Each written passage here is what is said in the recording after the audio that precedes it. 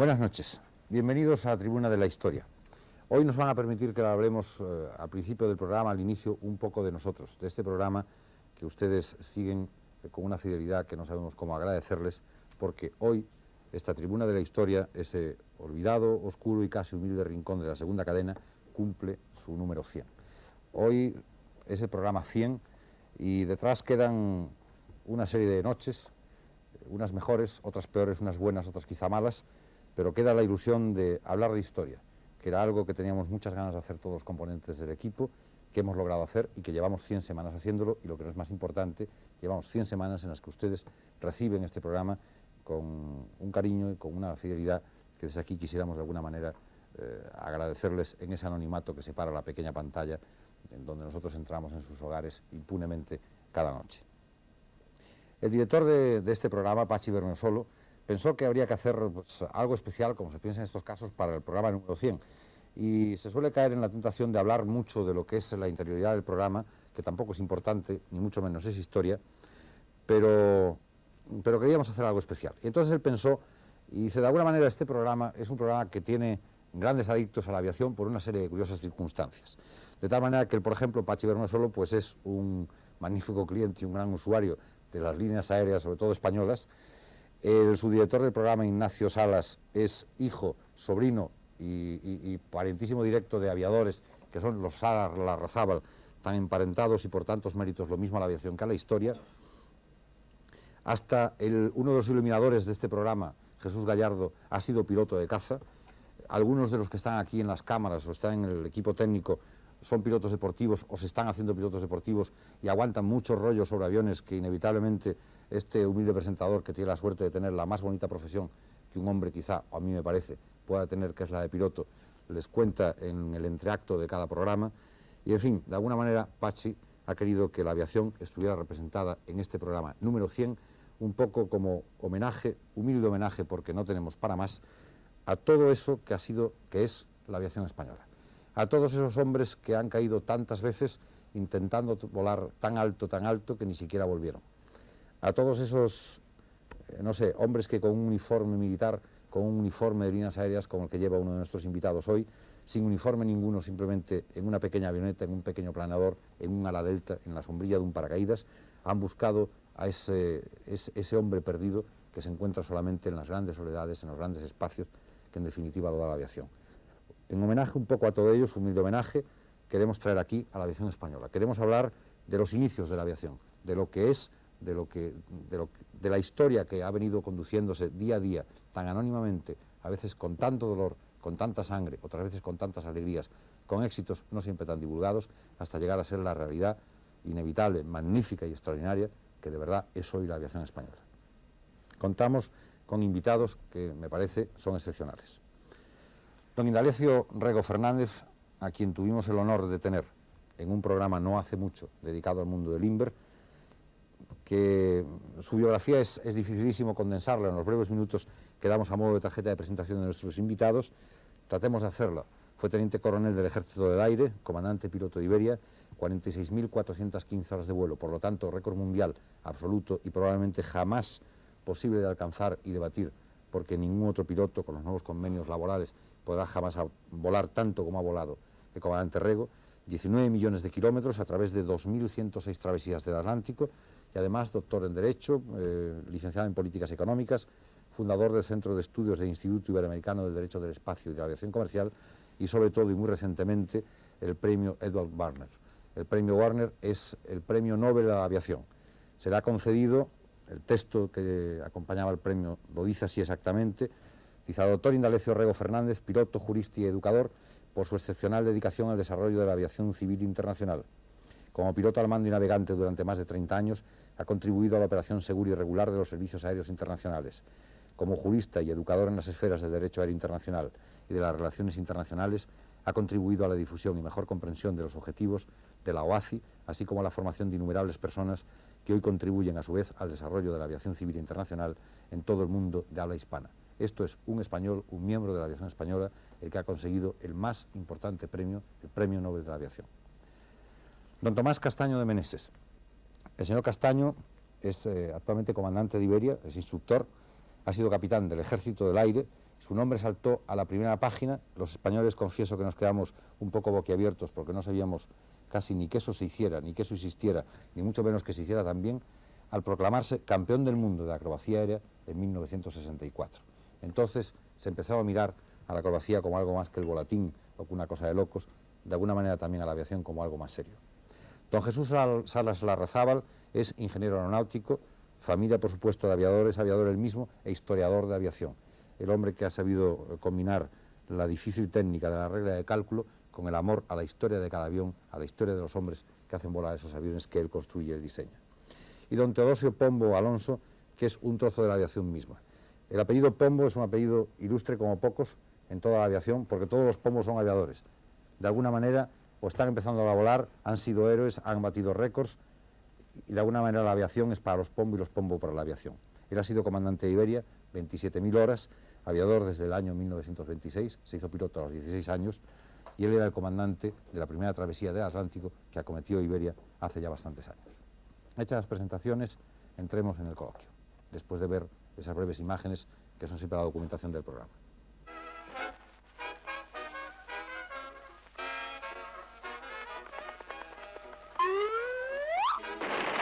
La aviación había nacido en Norteamérica en 1903 por obra de los hermanos Wright, modestos y geniales fabricantes de bicicletas, pero su consagración tuvo lugar en Francia, centro de la moda y de la innovación, a donde hubieron de acudir los inventores norteamericanos en 1908. Blériot asombró al mundo entero en 1909 con su vuelo sobre el Canal de la Mancha, y todo el público de París pudo contemplar algo después los últimos adelantos en aeronáutica con motivo de la primera exposición internacional de la locomoción aérea presentada en el Grand Palais de la capital francesa. En dicho certamen se exhibía un avión proyectado y construido por el español Antonio Fernández, modisto de profesión y gran aficionado a la aeronáutica, que moriría en accidente de vuelo antes de acabar tan decisivo año. Era la cuarta víctima inmolada al progreso de la aviación. Los mitin aéreos, tan frecuentes en Francia en 1909, inundaron España al año siguiente. El primero se celebró en Barcelona el 10 de febrero, en el hipódromo de Casa Antúnez, a cargo del francés Mamé. Este aviador repitió su actuación en Madrid al mes siguiente en la Ciudad Lineal. Madrid no podía conformarse con la presencia de un aviador de segunda fila y gestionó la avenida del conocidísimo Santos Dumont, brasileño afincado en París, al que se dedicó una popular canción. Barcelona no cedió en la puja y logró que el propio Blériot acudiera a la ciudad condal. Casi todas las poblaciones españolas imitaron a Madrid y Barcelona, y diversos pilotos recorrieron toda la geografía peninsular. Los aviadores que más se prodigaron fueron Garnier, francés avecindado en nuestra patria, que fundó una escuela de pilotaje en Vitoria de corta vida, y Benito Loigorri, primer español en obtener el título oficial de piloto, logrado en Montmelón el 30 de agosto de 1910, que en octubre ya se exhibía ante sus paisanos en la playa donostiarra de Ondarreta y terminaba su vuelo en el mar. No todos veían la aviación como un factor más de diversión. Los oficiales de ingenieros Quindelán y Herrera intuyeron sus posibilidades militares desde su viaje a Francia en 1909, y Loigorri comprendió que podía ganarse dinero vendiendo aviones. En 1910, el coronel Vives y el capitán Quindelán compraron algunos aeroplanos Farman a Loigorri, con destino a una escuela experimental que pensaba formarse en Cuatro Vientos, escuela que empezó a funcionar en marzo de 1911. El pueblo madrileño tenía poca fe en la utilidad de este centro y comentaba con sorna su localización entre el cementerio de Alcorcón y el manicomio de Leganés.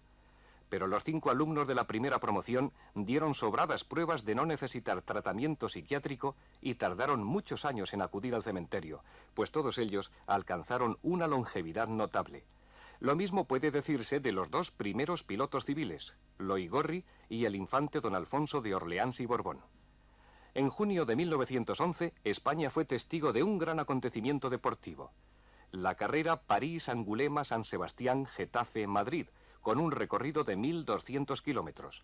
De los 20 participantes inscritos, 3 tomaron tierra en San Sebastián, y solo uno, Vedrín, llegó a Getafe. La salida de Issy-les-Moulineaux fue particularmente desgraciada, pues uno de los pilotos desplomó sobre la tribuna de autoridades, hirió gravemente al presidente del gobierno y mató al ministro de la guerra.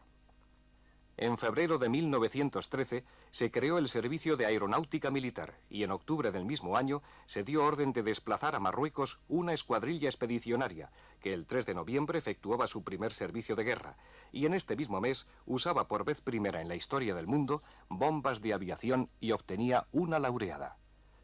A partir de 1913, la diversificación de las especialidades aéreas se intensifica. Otro adelantado español, César A. Condé, presenta en el Salón Aeronáutico de París el primer hidroavión con flotadores. Heraclio Alfaro, Salvador Edilla, Luis Acedo y el tándem La Cierva Barcala se confirman como proyectistas señeros.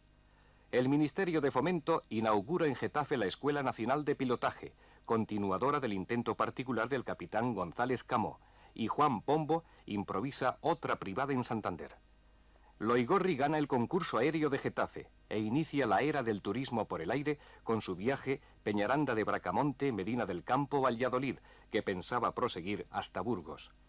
Salvador Edilla gana la Copa Santander, donada por Alfonso XIII, al volar 5 horas y recorrer 563 kilómetros. El capitán Martínez de Aragón inicia la acrobacía en España al realizar el primer looping. La hispano-suiza fabrica el mejor motor de aviación del momento, etc.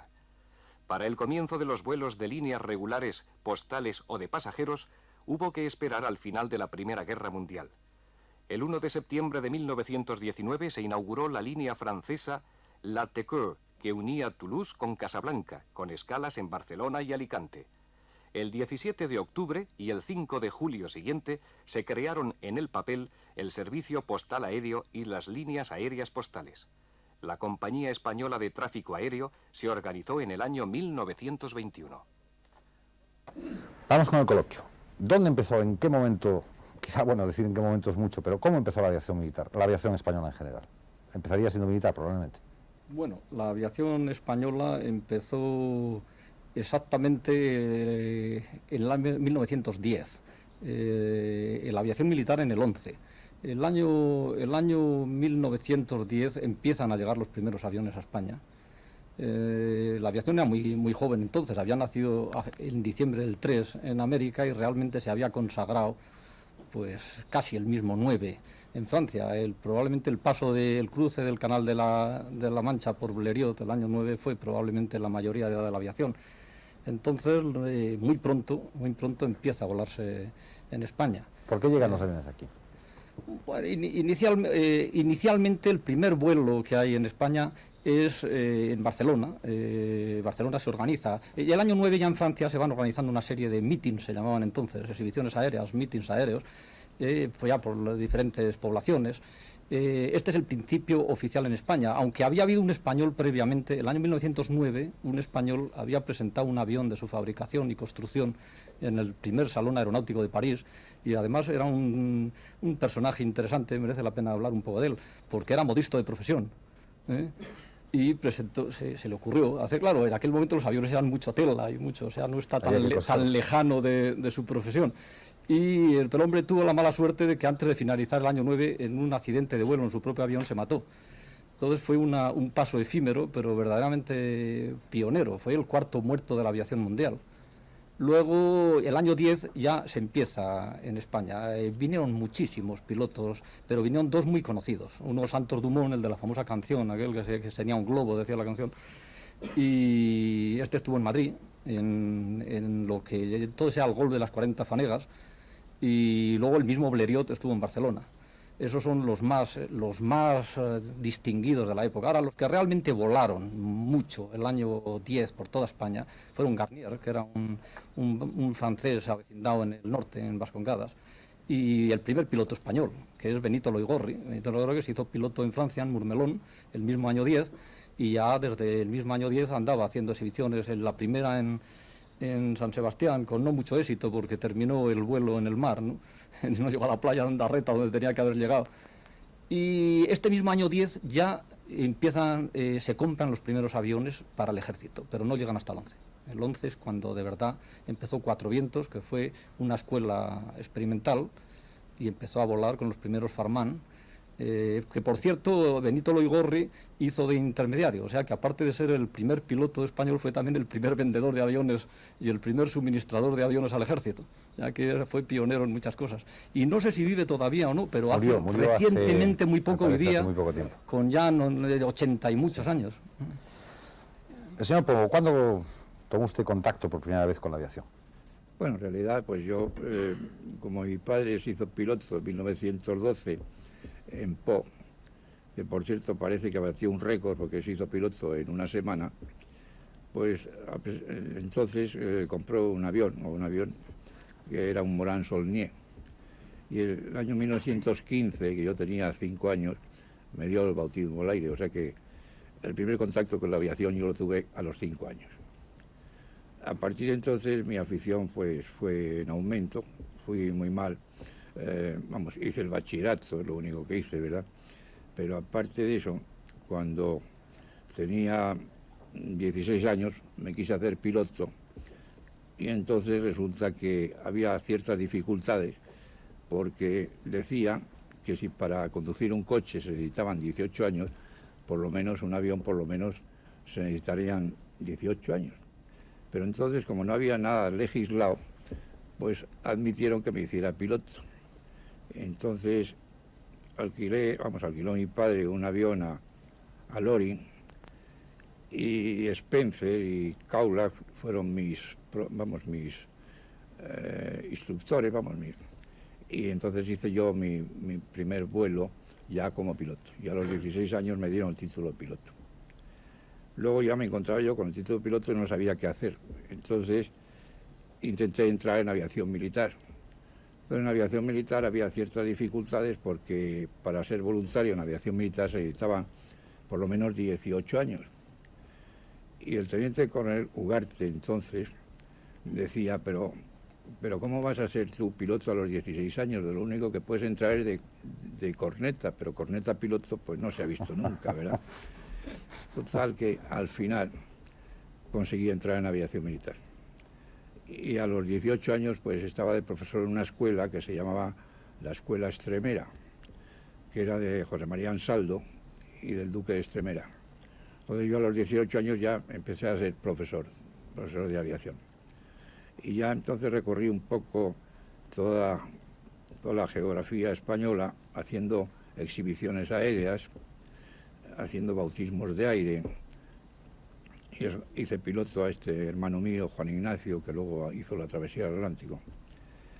Y así conseguí, pues a los 24 años, ingresar en la LAPE, que eran las líneas aéreas postales españolas. Y desde entonces, pues he seguido toda mi vida aeronáutica en líneas aéreas, a excepción de la época de la guerra, que claro, pues también contribuí yo en la guerra volando en una serie de aviones. Señor Rego, ¿cómo conoció usted la aviación? ¿Cómo llegó a ella? Yo llegué a la aviación en el año 1938, de una manera puramente circunstancial. Fue precisamente con ocasión de la Guerra Civil Española.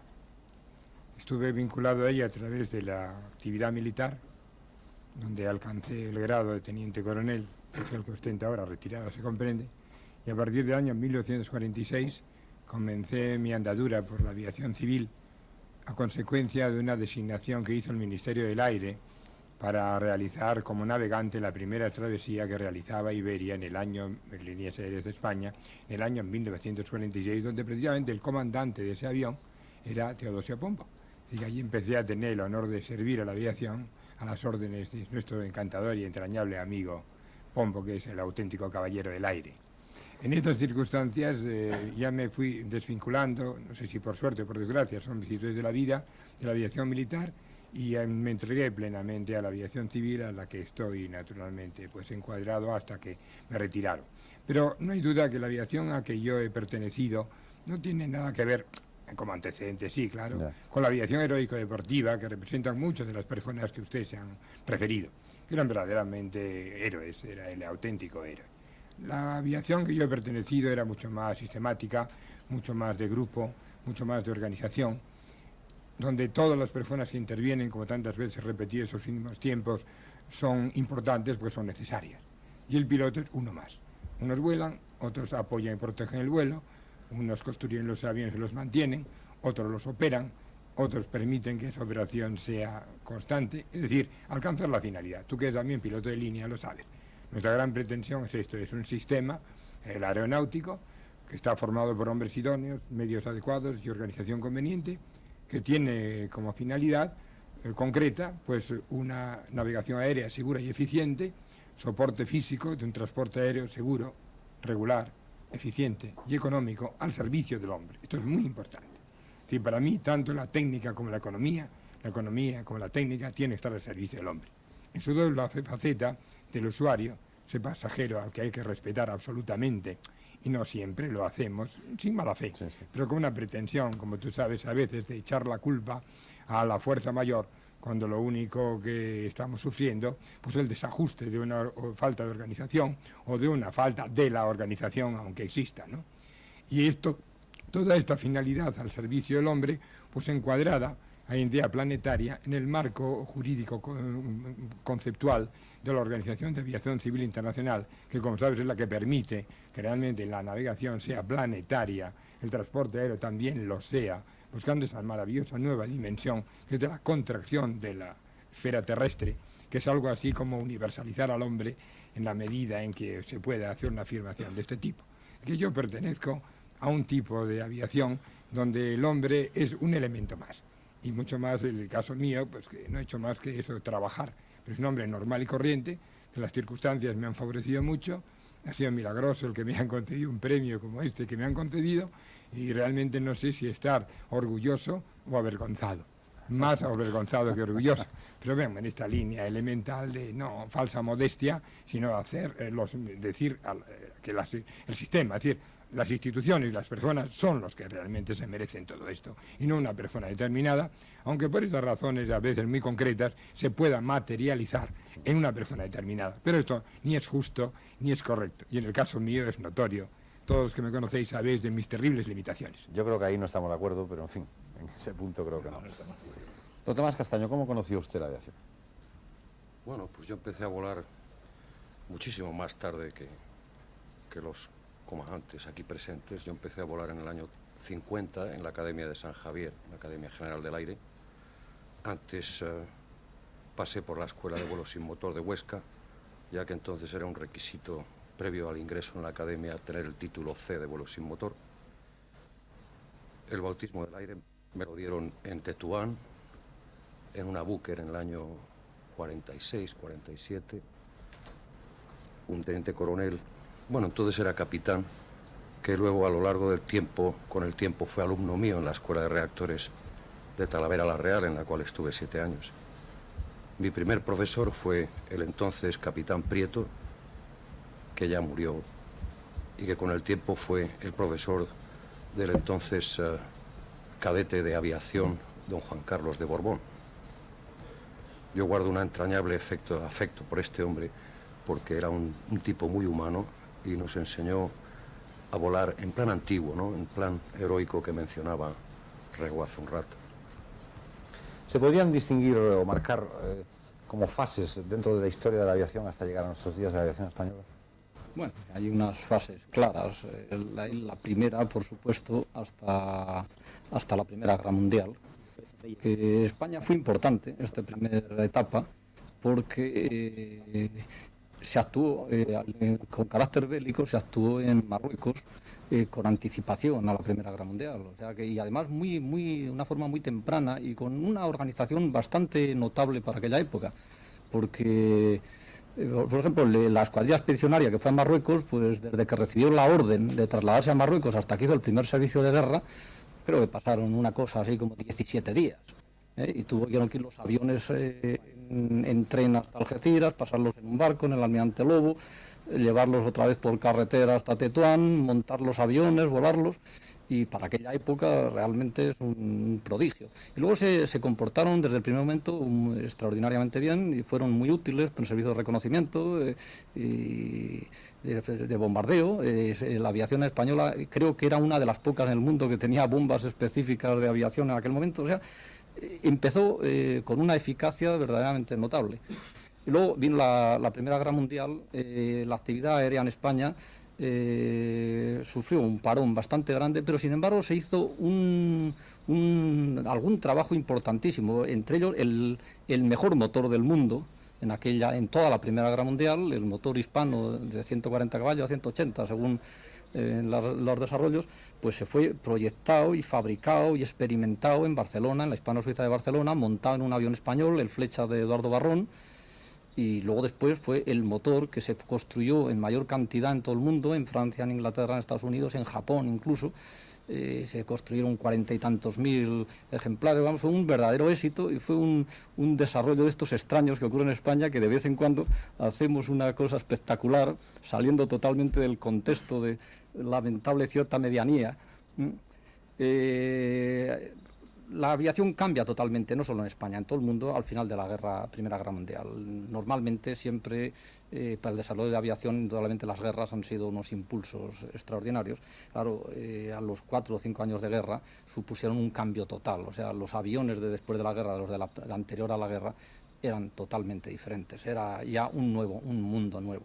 Entonces ya con estos aviones de la Segunda Guerra empieza ya otro tipo de aviación, ya no es la aviación puramente de exhibición o de actividad militar, que es la inicial, se empiezan los servicios postales, pues líneas aéreas que son mixtas de pasajeros postales. En España la primera línea que toca España no es española, es la francesa, la TECOER. La TECOER hacía una línea que, bueno, llegó hasta América del Sur, pero empezó haciendo Toulouse-Barcelona, luego siguió a Alicante, luego a Orán, luego a Casablanca, y luego, entonces ya muy pronto, nada más acabar la Primera Guerra Mundial, toca en España por Barcelona y Alicante. En España se crean los servicios postales, se crean un poco en el papel, aunque se hacen las líneas, se distribuyen. Hay un conato de hacer una línea a Palma de Mallorca, que aunque había tenido 2 vuelos experimentales con éxito, el primer vuelo regular terminó en una auténtica tragedia, porque el piloto Colomer pues, se le paró el motor, cayó al mar y pereció. Aquella línea luego funcionó más tarde y se reanudó los vuelos el año 22, pero previamente se había creado una línea, la primera, la Z, que es la primera línea postal, que funcionó en el año 21, ya que iba desde Sevilla a Larache, y fundamentalmente la base era llevar el correo a las tropas que había en África, pero llevaba 3 pasajeros, y aquello era bastante pintoresco, ¿no? Porque el pasajero de delante iba delante al aire, delante del piloto, ¿no? Y los de detrás iban en una extraña cabina móvil que los funcionarios de Z llamaban el ataúd, pero no se lo decían a los pasajeros, ¿no? Había algún valiente que se atrevía a meterse en aquel avión. Y inmediatamente después ya a mitad de los 20, ya se entra en una época que la aviación española es gloriosa, ¿no? Es la época de los grandes vuelos, es la época, y por un lado es la época de los grandes vuelos, por otro lado es la época de Juan de la Cierva, el autogiro. Entonces realmente la época brillante de la aviación española es los años 20. Es el plus ultra, es Ramón Franco, Durán, Alda, Ruy de Alda, es el vuelo a Filipinas, Gallarza, Lóriga y Esteve, inmediatamente después el Jesús de Gran Poder, Jiménez Iglesias, la patrulla atlántica, y luego, claro, todavía en los años 20, finales, rozando con los 30, los récords mundiales de Haya y Cipriano Rodríguez, y ya metió en el 30, pero es quizá la culminación, que es hay 2 culminaciones, una técnica, es un vuelo absolutamente técnico y perfecto, que es el de Barberán y Collar a Cuba, y luego uno que es verdaderamente el otro extremo, es la acción individual, deportiva y un poco quizá espontánea y quizá poco pensada, pero de una gran valentía y decisión, que es la de Juan Ignacio Pombo, el hermano de Teodosio, que es verdaderamente interesante, ¿no? ¿Por qué no nos cuenta algo, señor Pombo, de ese vuelo? De Juan Ignacio. Sí, porque usted de alguna manera debió ser cerebro gris. Bueno, usted ya era un piloto experimentado. Realmente es que Juan Ignacio, cuando yo estaba de profesor en la escuela Estrevera, pues le daba unas clases y le solté. Tampoco tenía el título de piloto, pero vino aquí a Madrid y sacó el título de piloto, tenía 18 o 19 años. Entonces él pensó en hacer la travesía del Atlántico en una avioneta. Entonces nadie creíamos que que la iba a hacer, pero consiguió una subvención en Santander para que le compraran la avioneta. Efectivamente le compraron la avioneta y se fue a Londres y compró una avioneta que se llama una British Clem. Entonces salió de allí con un avión completamente de serie y no podía tener depósitos suplementarios porque no se lo autorizaban. Entonces se hizo la transformación aquí en España, se quitaron los dos asientos de detrás y se les puso unos depósitos suplementarios. Y entonces, como ya él estaba decidido pues a hacer el vuelo, pues ya empezamos a ayudarle. Y entre los que le ayudó mucho pues fue Carlos Saya, y yo particularmente, claro. Y entonces le hicimos un programa de lo que era el vuelo. Y le hicimos un plan de vuelo. Él despegó de Sevilla para ir a Villa Cisneros y de Villa Cisneros a Natal. Pero al llegar a Natal pues le dijeron que no, que tenía que ir a Bathurst. Entonces fue a Bathurst y allí pues nada, cargó gasolina. Entonces estaban haciendo la línea regular de Hydro, la Lufthansa, que salían de Bathurst y iban a Natal y salían en un hidro y tomaban tomaban agua en el Atlántico en un barco que se llamaba el Westfalen. Y luego lo recogían a ese hidro, lo catapultaban otra vez y salía a otro hidro. Total, que hacía 2 etapas en el Atlántico. Pero Juan Ignacio no podía hacer etapas, claro. Entonces, pues, le habíamos hecho el plan de vuelo de lo que tenía que hacer, el rumbo que tenía que sacar y esa cosa, porque claro, él no tenía mucha idea de esto, ¿verdad? Tenía muy pocos años.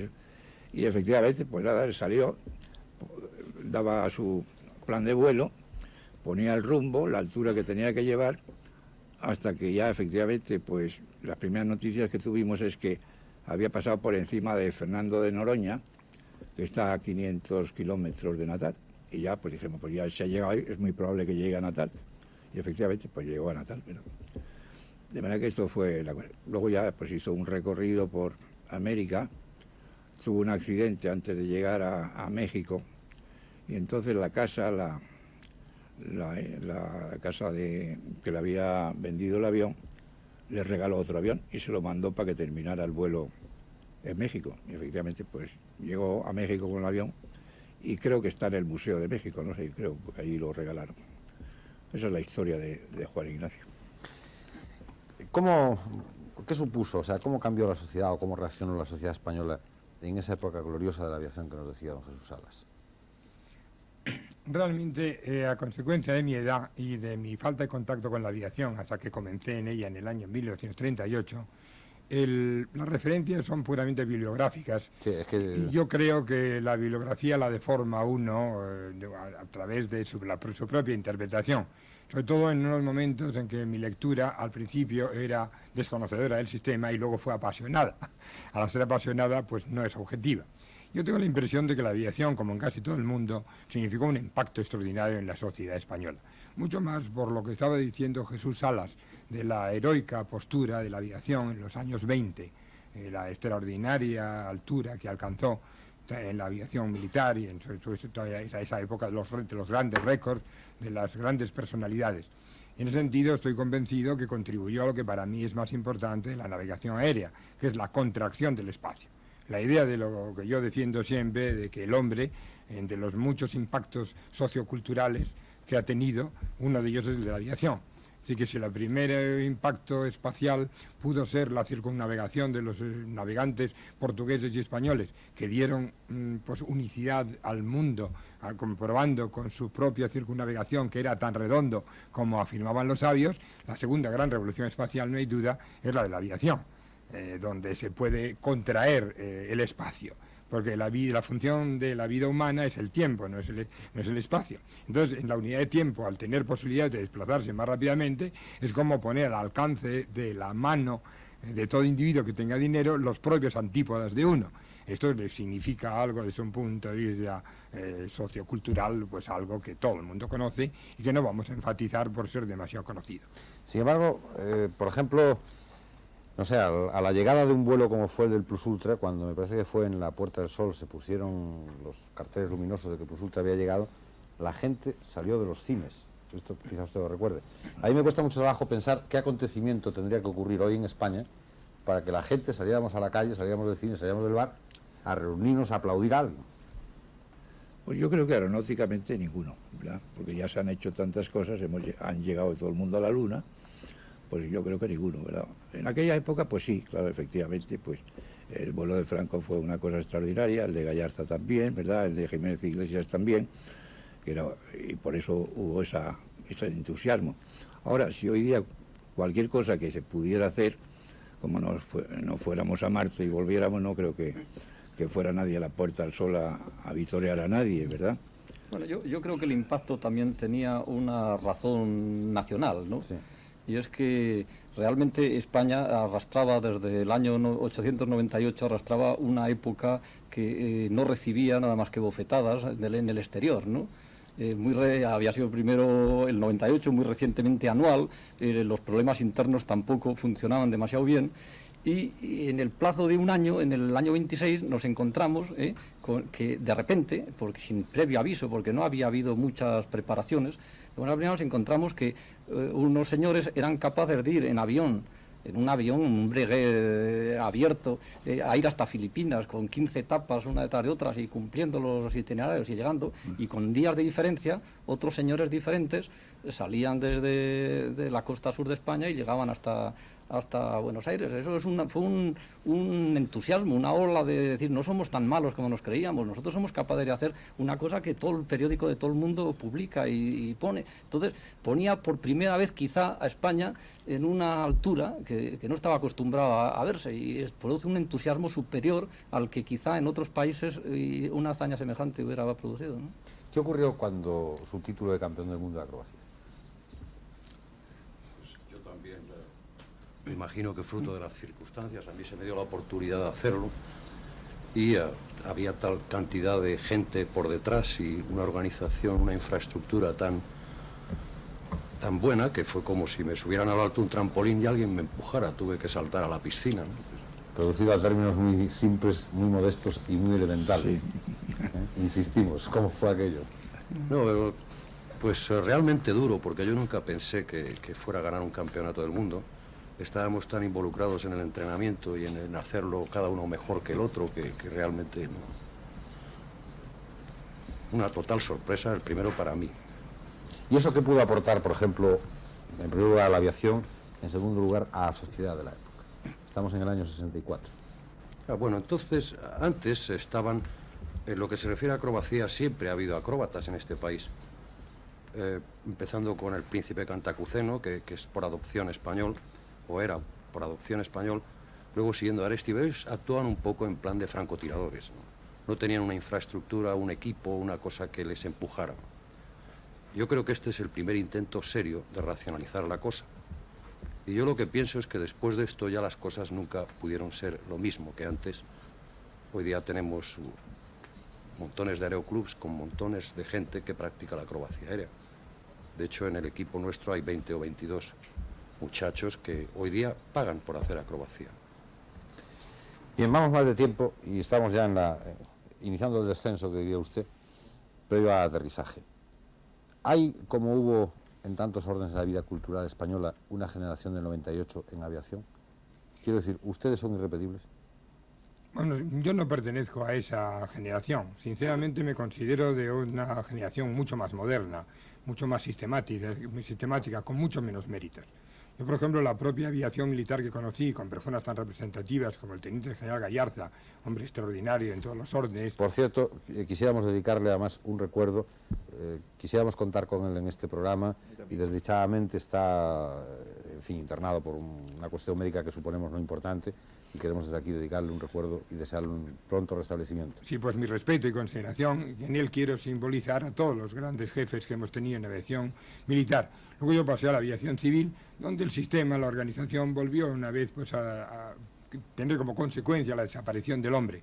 Y además que se habitúe el país de una manera tan lógica y racional a que esto es normal, que nadie le da importancia. Pero no nos olvidemos que nosotros tenemos una aviación militar de primerísima categoría técnica, que es incorporable a cualquier otro ejército del mundo, y que en el ranking de la Organización de Aviación Civil Internacional nosotros estamos entre 146 países en el puesto número 11, entre el 10 y el 11, en valor absoluto. Así que quiere decir que tanto la Administración Pública Aeronáutica, a través de la Subsecretaría de Aviación Civil, como de las líneas aéreas, concretamente la de bandera, por ser más característica, que es Líneas Aéreas Iberia, pues ha alcanzado unos niveles de seguridad, regularidad, eficiencia y economía que la permiten con toda dignidad estar pues, a la altura de cualquier país del mundo, por avanzado que sea. Nosotros probablemente tendremos la dificultad técnica de crear cosas, no porque nuestros ingenieros sean peores, que a título personal son tan buenos y tan extraordinarios como en cualquier otro país, sino que yo creo, y aquí están los ingenieros que lo pueden decir, que para ese otro grado de evolución técnica hacen falta unos medios, sobre todo financieros, que no se disponen en este país. Pero desde el punto de vista humano, tanto la aviación civil como la aviación militar, la aviación civil, militar como la civil, tienen un grupo de personas realmente extraordinarias que nos permite, sin chavismo, sin nacionalismo ninguno, sino objetivamente estar a la altura de cualquier circunstancia, incluso el que el propio país no se dé cuenta que eso es de acierto, porque ya no le da ni siquiera importancia a lo que considera normal y corriente. Por eso mi respeto y consideración a todos los que han contribuido a que podamos hacer cosas. Su opinión, señor Pombo. Pues sí, bueno, yo siempre estoy de acuerdo con Indalecio, porque además es el que más sabe de todo esto. Pero particularmente quiero hacer también un recuerdo al teniente general Gallarza, el que he tenido el honor de servir a sus órdenes durante bastante tiempo y que ha sido uno de los que ha contribuido más en el desarrollo de la aviación, lo mismo aeronáuticamente que humanamente, ¿verdad? De manera que lo que he sentido muchísimo es que no esté en este momento, en este coloquio, que le hubiera dado pues mucha más brillantez al acto, ¿verdad? Y por si esto se termina, también quería yo hacer un canto a Indalecio Rego, porque le han dado la medalla más importante internacional aeronáutica, ¿verdad? Y nosotros resulta que tenemos una medalla que la consideramos como muy importante, vamos, la más importante aeronáuticamente, civilmente, que es la medalla aérea, y no la tiene. Y es totalmente absurdo, ¿verdad?, que no la tenga. Y desde aquí me permito, pues, pedir la medalla aérea para Indalecio Rego, porque si hay alguien que se la merece, pues es él, ¿verdad? Y nada más. Terminamos ya. Señor Castaño, ¿qué queda de esta aviación de la que estamos hablando en la aviación de hoy? ¿Qué permanece? ¿Qué ha cambiado? Bueno, yo creo que los hombres, por mucha tecnología que haya, por mucha masificación del transporte que haya, por muchos vuelos que salgan de Barajas cada día, Iberia ha transportado, creo que no sé si estoy equivocado, 15 millones de pasajeros el año pasado o algo así. Pues yo pienso que el factor humano sigue contando. La gente piensa que nosotros tomamos, el avión toma tierra y el avión despega. No es verdad. El hombre dicen que es el más importante servomotor de una máquina. El hombre es el que tiene que apretar las teclas y el hombre es el que, al final, con sus limitaciones, el que hace despegar estos aviones de 300 y pico toneladas y que los hace aterrizar. Nada más. Ponemos punto final. ¿Quería usted añadir alguna? No, nada, no. Bueno. Ponemos punto final, limitados como siempre por el tiempo. Esto ha sido como una levísima pincelada en la que hemos querido recoger todo el cariño de este programa hacia la aviación española en todas sus formas, en la aviación civil, la aviación militar, la aviación deportiva, las líneas regulares, las líneas charter. Todos los hombres que de alguna manera, hombres y mujeres por supuesto, trabajan en la aviación desde los puestos más humildes hasta llegar a lo que es la materialidad que decía don Tomás Castaño, de apretar esa tecla, de tirar de esa palanca. Y yo creo que todos, y este programa se permite recoger ese testimonio que presentó el comandante Pombo, nos desearíamos unir de alguna manera a esa petición de la medalla aérea para el comandante Rego. Es para nosotros un honor el pedirlo aquí, a quien corresponda, pedirlo desde esta tribuna que es Televisión Española, en este programa 100 de Tribuna de la Historia, y no sé, y adherirnos de todo corazón a eso, a esa petición, y que nos gustaría muchísimo hacer otro programa donde se pudiera contar la historia de la medalla aérea y donde el propio comandante Rego viniera a enseñárnosla. Gracias por su inestimable testimonio y a ustedes, más que nunca, muchísimas gracias por habernos seguido durante 100 semanas con tanto apoyo y con tanto cariño. Buenas noches.